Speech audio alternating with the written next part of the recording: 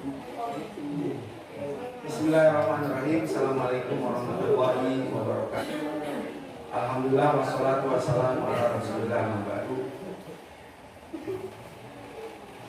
Teman-teman, tolong tulis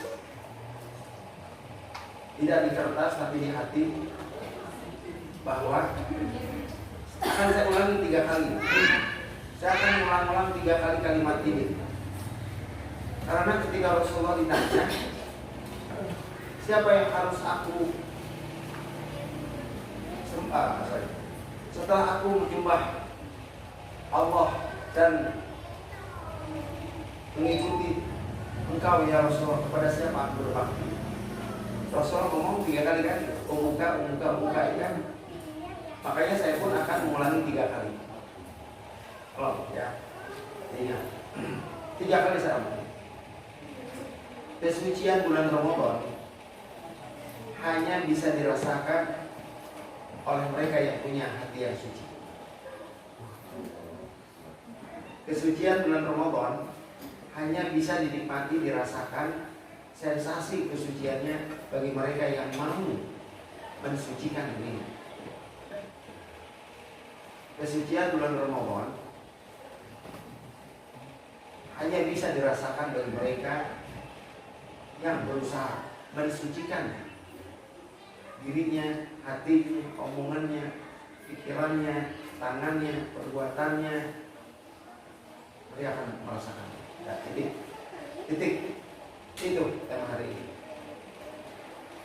Teman-teman dulu sudah paham lah keutamaan bulan Ramadan.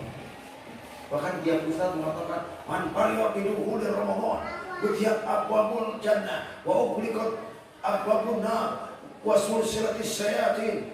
Sing sapa wong, siapa saja orang yang berbahagia datangnya Ramadan, maka akan dibuka pintu surga, ditutup pintu neraka, dan dibelenggu itu setan-setan. Pertanyaannya, the question is, surga sudah dibuka, neraka sudah ditutup, setan sudah dibelenggu. Pertanyaannya adalah, apakah kita mau melangkahkan kaki kita menuju surga? Apakah kita mau menjauhkan diri kita dari api neraka? Namun ironi, jangan-jangan justru pintu surga yang sudah terbuka itu kita tutup.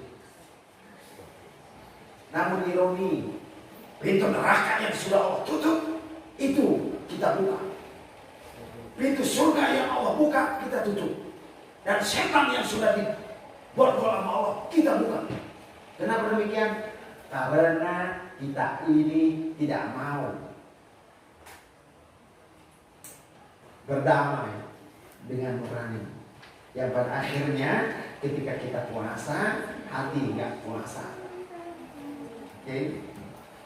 Kenapa demikian? Karena ketika kita puasa, lisan kita tidak puasa.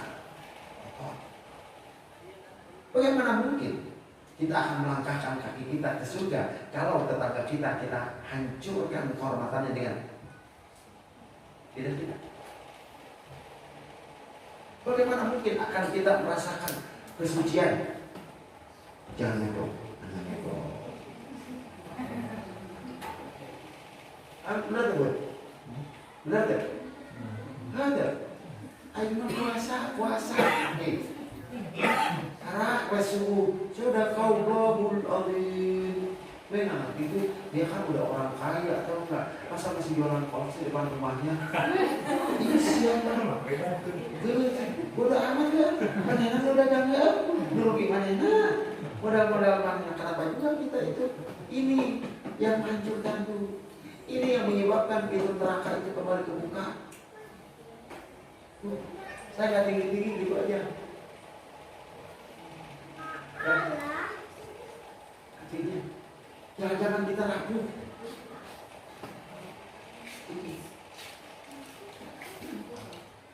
Makanya pernah saya sampaikan suatu ketika sahabat Rasulullah curhat kan. Saya udah bikin podcastnya itu di teman hijrah itu. Dia bertanya, ya Rasulullah, Ya Rasulullah, ini la usalli ila al-khams wa la asumu ila syahr wa la azidu alayhi wa laysa li malun li sadaqatin wa la hajjin ya Rasulullah. Kaifa ana idza mitu ya Rasulullah? When they came to complaining to Rasulullah SAW and complaining of his worship. Ya. Suatu ketika ada sahabat itu datang kepada Rasulullah, dia komplain, bukan komplain, curhat. Ya Rasulullah, gimana aku ini? Kenapa lu? Ya Rasulullah, aneh baru sholat, baru 5 waktu. Wala azidu alaihi. Pernah saya sampaikan, saya ulang lagi. Dan aku belum bisa menambahkan sholat selain sholat 5 waktu. Kenapa? Lagi pula ya Rasulullah, wala asumu ila sahar. Aku juga enggak berpuasa kecuali aku juga hanya berpuasa pada bulan Ramadan. Wala azidu alaihi. Aku belum bisa puasa Senin Kamis, puasa Daud, puasa ayam ubin. Pengen rasanya Rasulullah, tapi aku baru bisa puasa Ramadan. Emang kenapa? Masa lalu. Asik gak Rasulullah kalau ditanya? Asik. Orang yang paling asik itu Rasulullah alam dunia ini. Terus kenapa lagi masalah? Kenapa lagi cerita sama gue? Boleh sehari malu, gue gak punya duit. Kenapa duit? Gue pengen sedekah gak punya duit. Terus kenapa? Gue pengen haji gak punya duit. Terus masalah lu gimana? Dari tadi lu komplain ini dulu. Kenapa? Masalah kenapa? Wa kaifa ana idza mitu ya Rasul? Gimana aku mati dengan ibadahku yang wajib-wajib saja? Gimana nanti aku mati? Aku belum bisa sedekah, aku belum bisa naik haji, aku belum bisa berbagi dan memberi. Bagaimana aku mati? Keren. Rasul, apa itu Rasul? Dakhala al-jannah namanya. Dakhala al-jannah. Engkau masuk surga bersama. Nah, ifal qalbak min isnatain. Jaga hatimu 2 perkara. Jangan-jangan 2 perkara inilah yang menghancurkan ibadah puasa kita. Yang pertama al-ghil. Jaga hati kita dulu, al-ghil. Pilih. Dendam.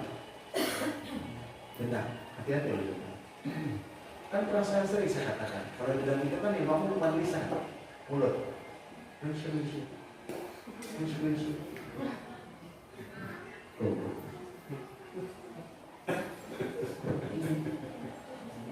Dendam, yakin, menjauhkan saya kuat. Yakin.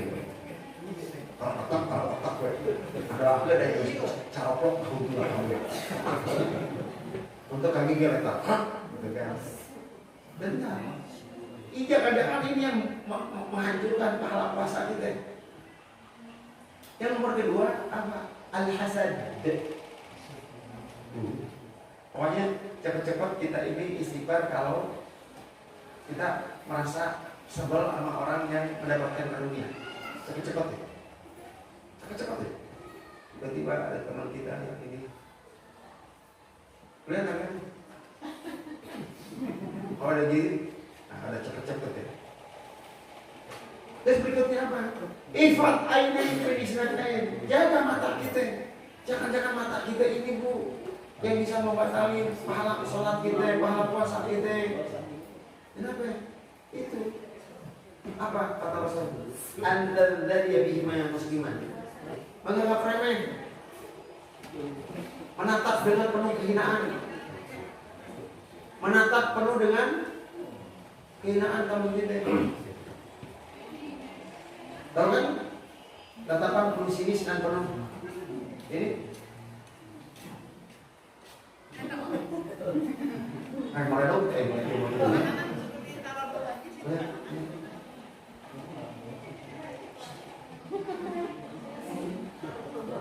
Serius ya?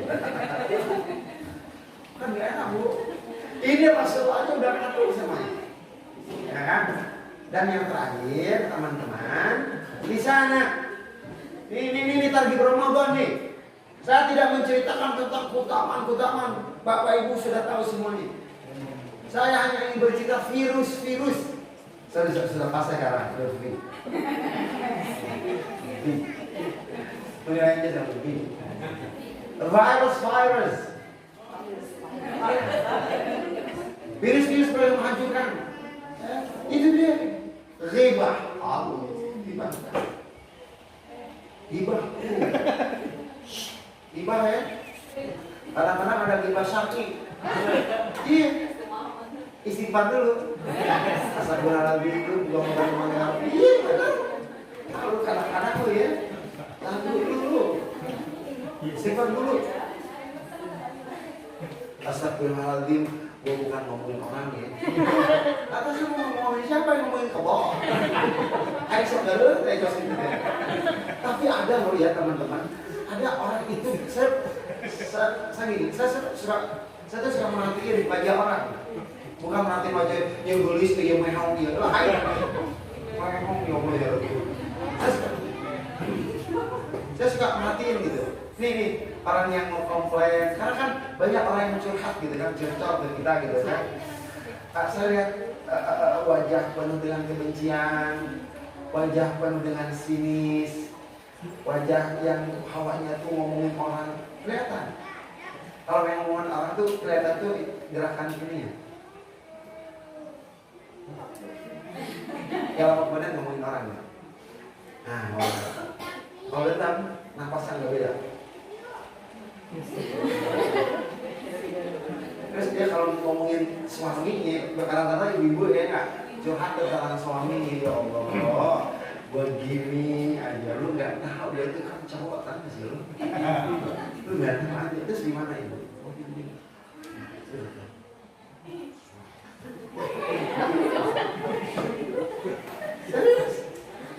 Oh dia cerita tentang suami.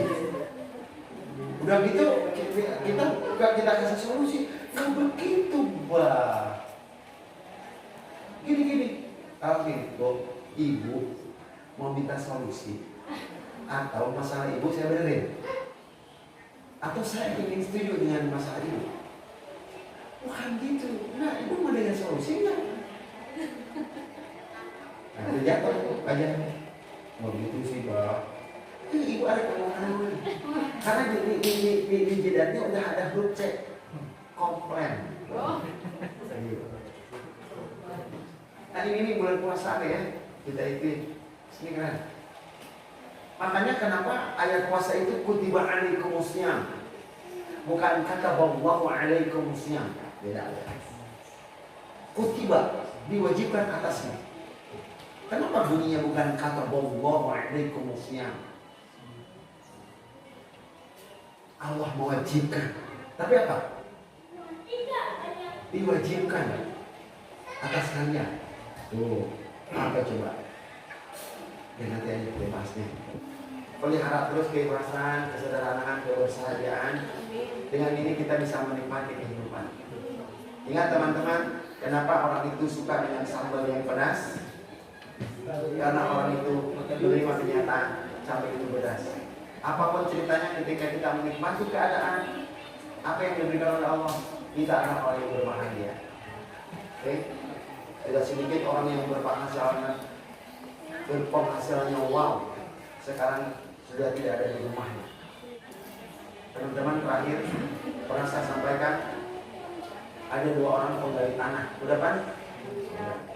Yuk kita gali tanah tapi gali sumur, kita gali septic tank.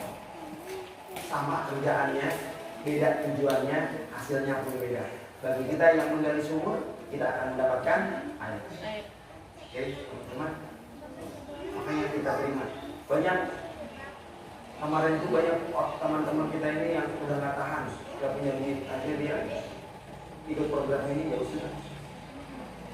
Puluhan juta bahkan ratusan. Bukan satu memang.